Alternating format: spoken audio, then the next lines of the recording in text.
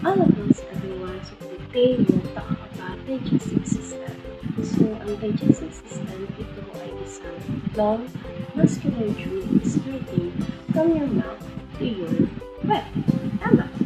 Starting from your mouth to your anus. Ang digestive system ay gumugulo sa pag-breakdown ng foods na mga kailangan natin. And anything na hindi kayang absorb ng katawan is eliminated as waste. Okay? Tandaan na ang accessory organs ay hindi dinadaanan ng pagkain. Pero, importante sila for digestion. Ang mga accessory organs na ito ay ang liver, gallbladder, and pancreas. Ang liver ay tumutulong sa pag-filter ng toxins at ito rin ang nag-produce ng bile. Samantala, ang gallbladder ay ito ang store or nag-impact at nagkakonsentrate ng bile.